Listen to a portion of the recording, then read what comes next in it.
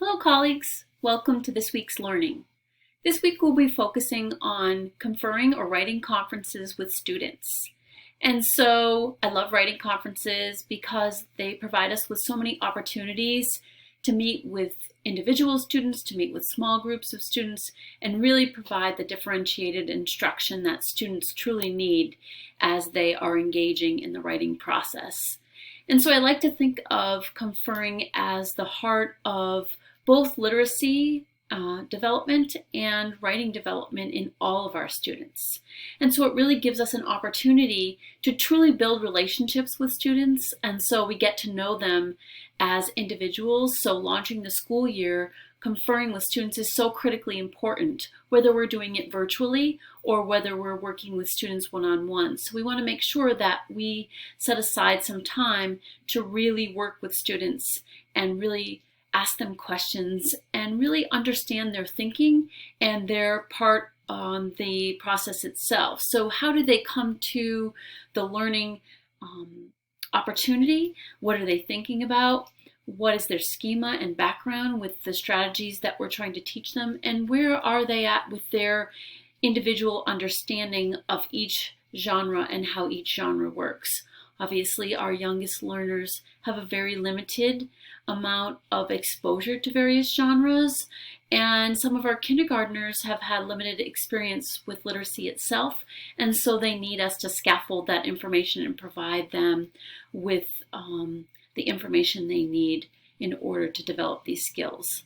And so during our conference time, we want to make sure that it is such a positive experience and that we demonstrate to students that we truly value their work and that we create opportunities to initially compliment them on the work that they're doing or compliment them on the thinking that they're doing, because some of our students have difficulty engaging in the writing process itself. It feels daunting to them to engage in the task, and so we really want to value what they're thinking about or what they're trying to achieve as writers.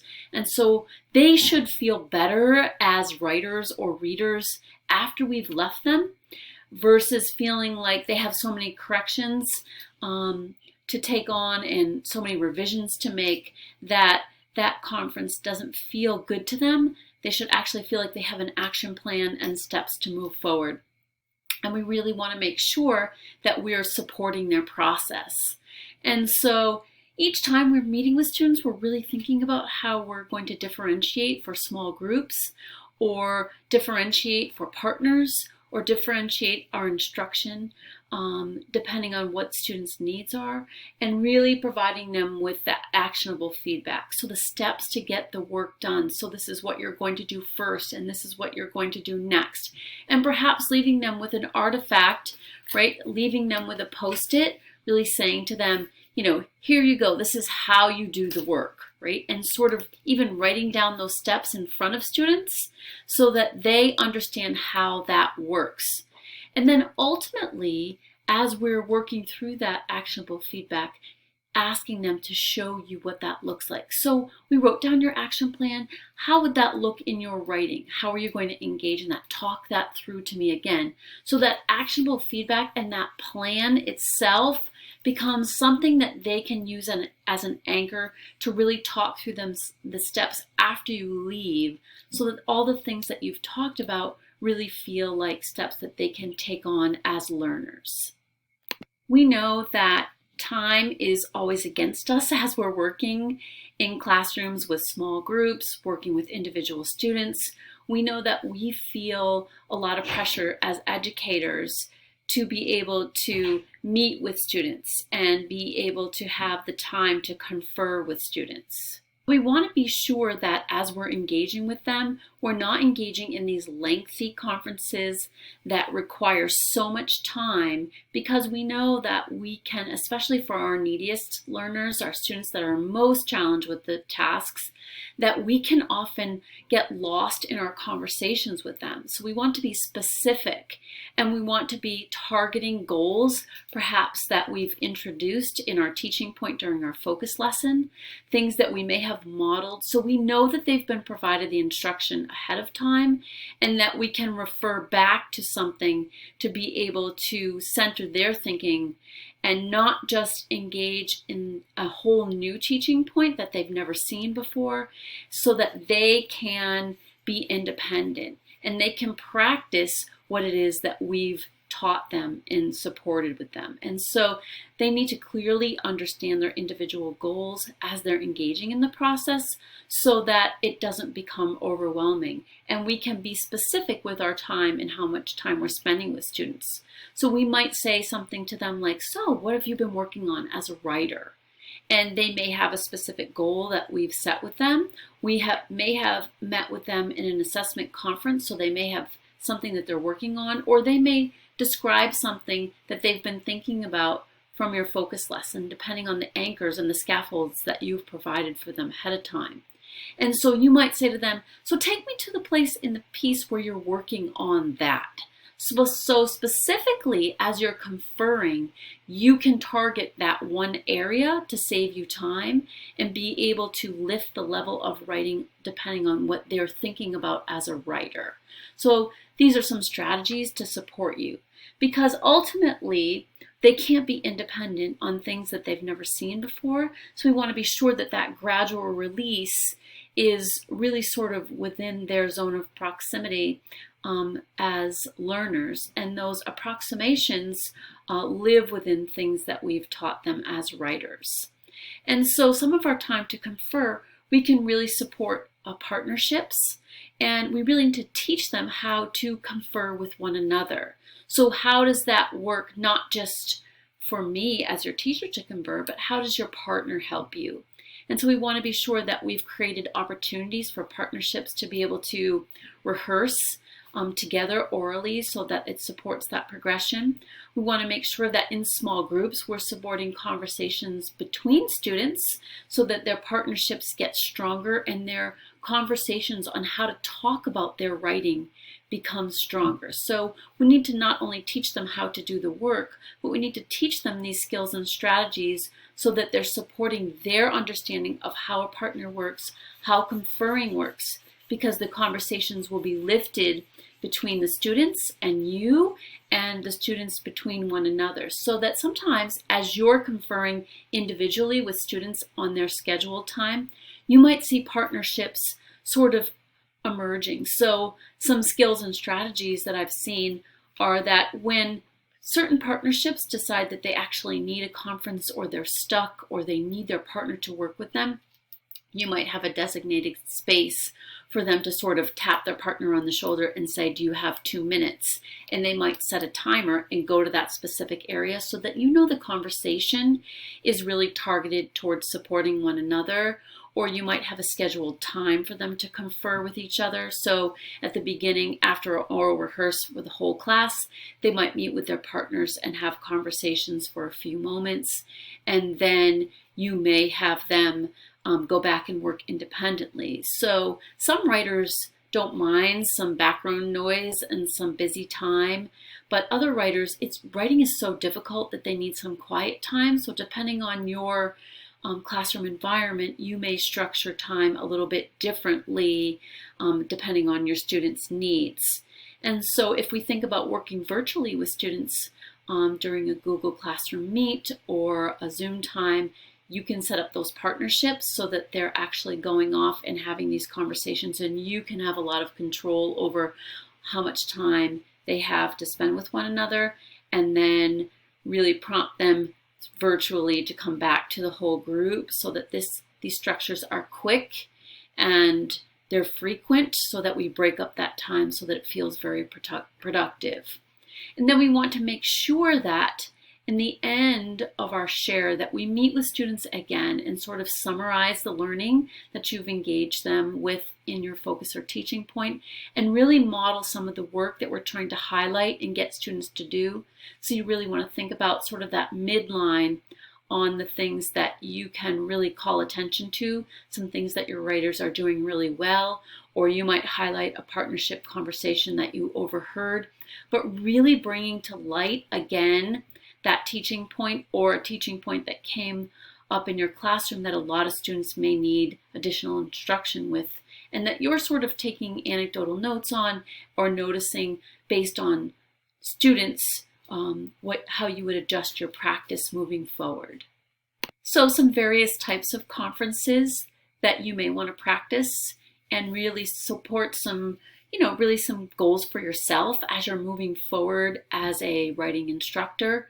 Really sort of even just practicing some compliment conferences, right? So these are 3 to 5 minute conferences where you're really just looking for places to provide some positive feedback to students. So really looking for things that your students are doing well.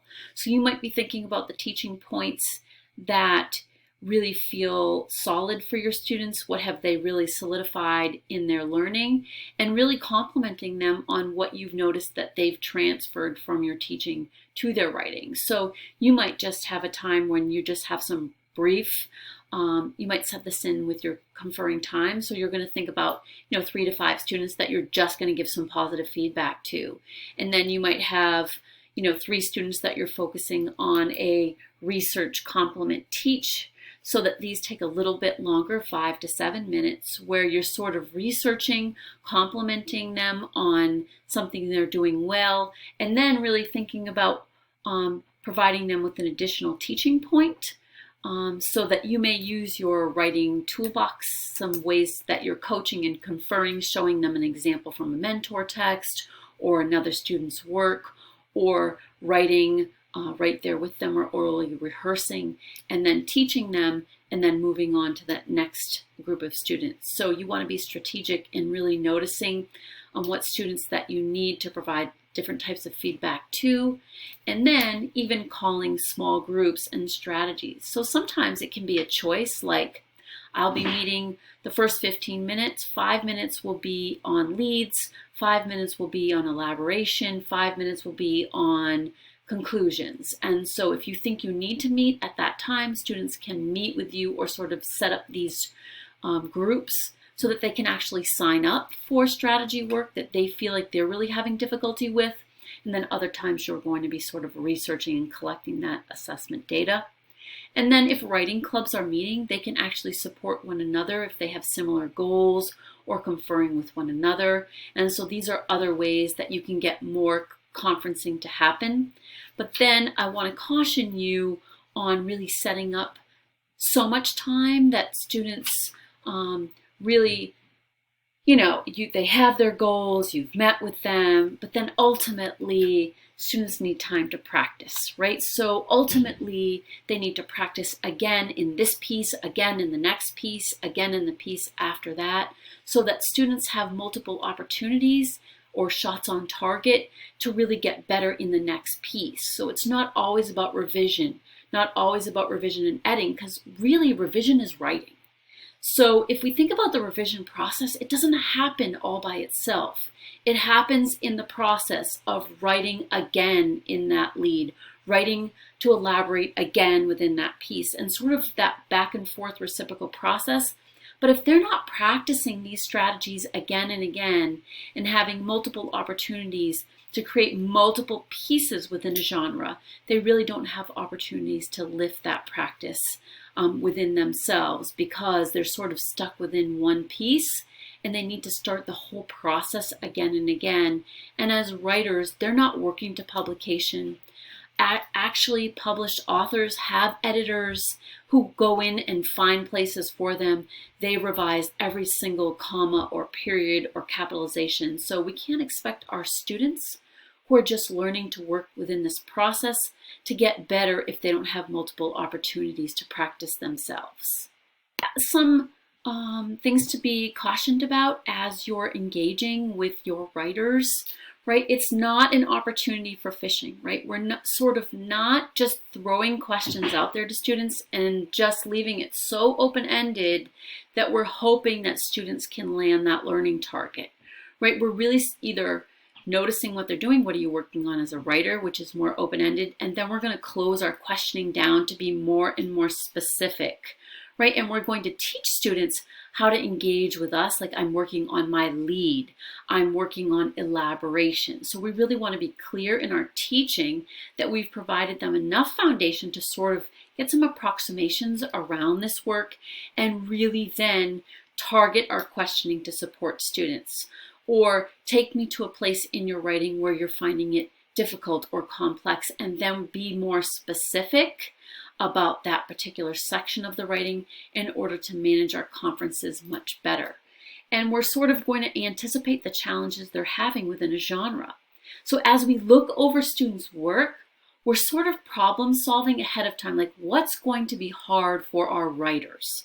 So once they have a couple specific ways to engage with leads, we're sort of going to elaboration, because that's typically the place that students have the most difficulty really assessing where they need to go. So some of those strategies within each genre, like what becomes most complex in opinion, right? Making sure their reasons are different. But we have to anticipate that as the writing instructor so that we can sort of support their work. We're sort of knowing our action plan, like this is where I'm at in my whole group teaching. And then if they're doing this, then I'm going to provide this. So our coaching toolbox is really the place where we are anticipating those challenges, and we're really locked and ready with strategies to be able to support them with either student work, or this is a place where another writer was struggling with that. Look at how they did X or Y. So as writing teachers, we need to be prepared and not just let things be so open-ended that we're not prepared with the strategies so that we can engage in conferences most productively. So our objectives and what we taught need to be clear, they need to be genre specific, and we need to make sure that they're grade level appropriate. So we can get lost in a conference because the teaching is either too high or is too easy for students and they're not really moving forward. So our grade level standards really help guide us, but we know some of our students are not there yet, or that we may need to look at grade level specific strategies that are above for students in those writing clubs that are actually reaching beyond and extending in their writing work. You want to be sure, again, that your coaching toolbox is prepared, that you have a mentor text, right? That you have some type of anchor chart. Sometimes you can even make mini anchor charts to put in your coaching toolbox to take along with you to remind students of the work. And as you're conferring with them, I know I referred to that fishing, right? You can have students pick and choose from an anchor chart. Are you working on your lead? Are you working on this particular strategy, something that you've taught them, right? Or are you bringing that interactive read aloud with you that you've highlighted some skills and strategies? Or do you have exemplars that model that work as well that you can quickly pull out and show to students? Some teachers will use a clear sleeve, right, that you might put work in a 3-ring binder, and then you can actually write on that with a dry erase marker so that as you're highlighting things in the work and showing students, you can write on there and then quickly be able to just wipe that work away so that you can be prepared to engage with the next student. And so you might have Post-its, you might have some revision strips, you might have some scissors and tape that you carry along with you as you're meeting with students so that you can quickly take 1 or 2 minutes and provide some differentiated instruction to students. And again, creating a teacher mentor. You might write an exemplar that is at a student level, like what you would expect to see. You might be creating that with students through some shared writing, or you might have one on your own and be adding and revising so that students can see you engage in that writing process, or you'll do it with students as you're trying to teach them what they should be doing. Really hold yourself back from putting your work, your pen, or your thinking on students' work. So even for kindergartners, as they're engaging in telling you something, letting them write it down, even if it's not grammatically correct, we hope to support their oral language and not just correcting their process, because those approximations are where they're at, and we can sort of lift in a conversational way, but rather than correcting them, that really won't transfer as well according to the research. And really looking for places in our student writing where we can support and add to our coaching toolbox as we move forward. So you're always looking for places that you can collect work so that you can use it in future months or future years to really show those student examples and exemplars. So I want to remind you that every opportunity to confer is sort of an assessment time, right? So you want to be clear that you're really taking those anecdotal notes down with students. You're thinking about new goals and what's really transferred for students, but really letting them live within a goal long enough that they can make good progress and not just changing the game every time you meet and confer with them.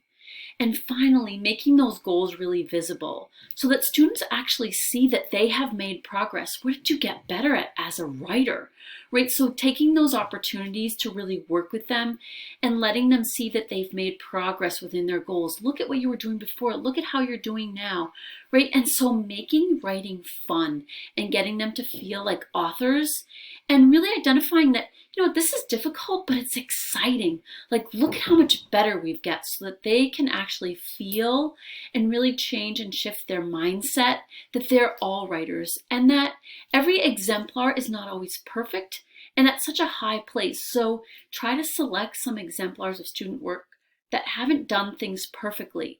So your models might be like sort of a student just beginning the work, sort of a student that's really sort of on grade level, and maybe one that's extending, so that you can pick and choose what mentors are perfect for you in your instruction at different times and really feel like this is such an exciting and invigorating time to be writers and really share our voices. So I want to remind you to have fun in this complexity and really sort of sit back sometimes and sort of look from the balcony at your students at the work and the achievements that they've made and the small steps that they've taken as writers. So sometimes we feel overwhelmed as educators because they have so many places to go, but ultimately take a step back in the work that you've done.